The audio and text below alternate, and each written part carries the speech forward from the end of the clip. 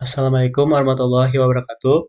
Sebelumnya, perkenalkan nama saya Muhammad Alvito Jaki Maidani dari kelas MN23P dengan NIM 20230080 426. Di sini saya akan membahas hasil analisis yang telah saya lakukan mengenai analisis software pada Adobe Photoshop.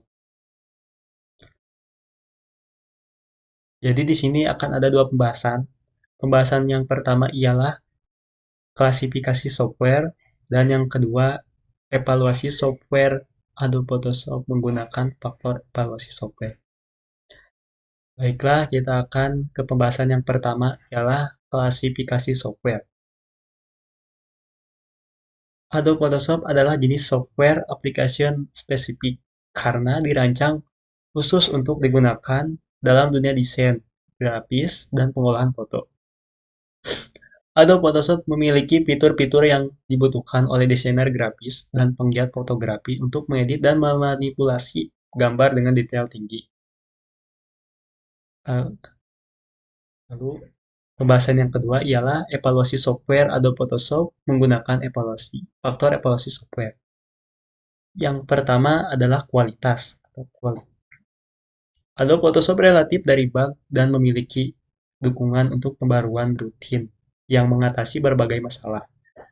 Yang kedua ada efisiensi atau efisien. Dibangun dengan baik dan dirancang untuk efisiensi, tetapi penggunaan fitur berat seperti filter dan efek dapat mempengaruhi kinerja CPU dan memori.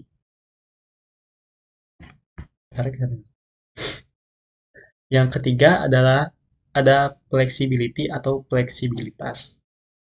Adobe Photoshop menawarkan fleksibilitas tinggi dalam pengeditan gambar, memungkinkan pengguna untuk melakukan berbagai proses bisnis tanpa perlu banyak modifikasi.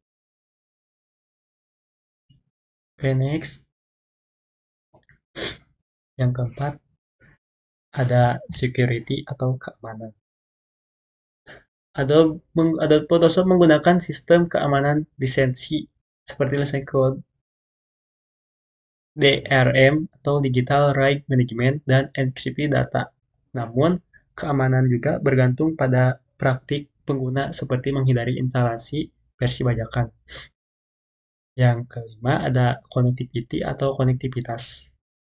Dapat terhubung ke internet untuk fitur seperti berbagi langsung ke media sosial dan penggunaan Adobe Creative Cloud. Dan yang keenam, di sini ada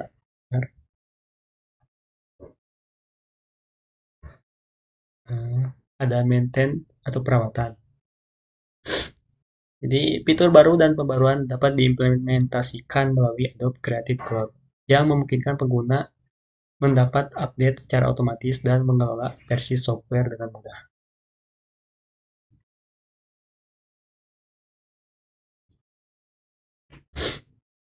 Okay, next.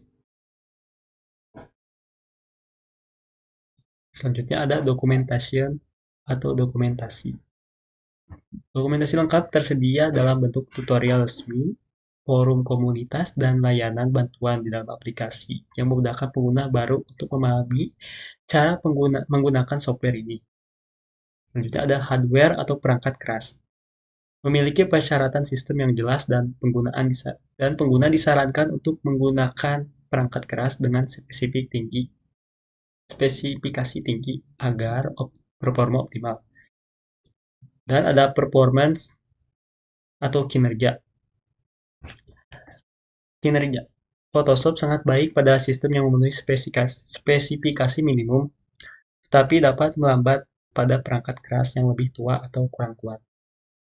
Spesifikasi minimum untuk Adobe Photoshop itu ialah minimal RAM 8 GB atau 16 GB dengan Windows 10. Next. Di sini ada cost atau biaya. Biaya berlangganan Photoshop bervariasi tergantung dari paket dan jenis pelanggan. Biaya langganan ini dapat menjadi biaya operasional yang signifikan bagi pengguna. Terdapat beberapa paket Di Adobe Photoshop ini untuk berlangganan yang pertama ini ada paket perorangan dari kisaran harga 130 sampai 160. Lalu juga ada paket pelajar dan guru. Harganya mulai dari 130 dan ada paket bisnis. Harganya lumayan tinggi, sekitaran 875 sampai kurang lebih seperti itu. Lalu ada reliability atau keandalan. Tingkat keandalan tinggi dengan fitur auto recovery untuk mencegah kehilangan data saat crash, error log, dan diagnostik tersedia untuk pelacakan masalah. Lalu ada compatibility atau kesesuaian.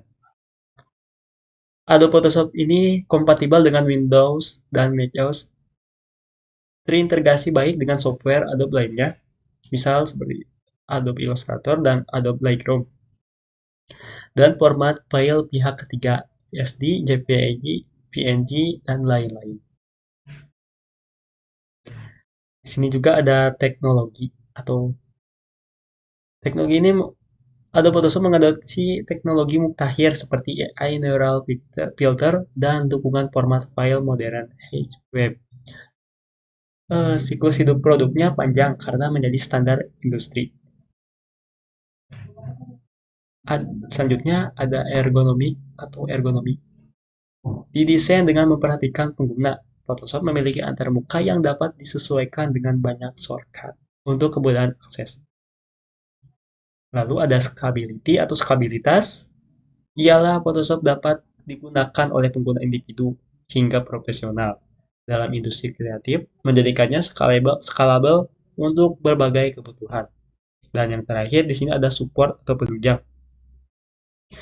Layanan dukungan teknis tersedia melalui chat, email, dan forum resmi. Enterprise customer mendapat prioritas support 24 dalam sehari dan 7 dalam seminggu atau setiap waktu. Okay, next.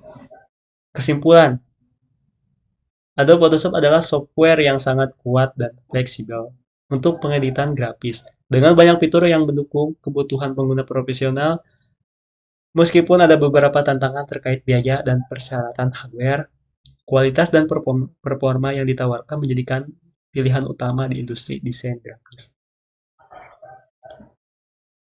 Cukup sekian dari saya, kurang lebihnya mau dimaafkan. Wassalamualaikum warahmatullahi wabarakatuh. Terima kasih. Thank you.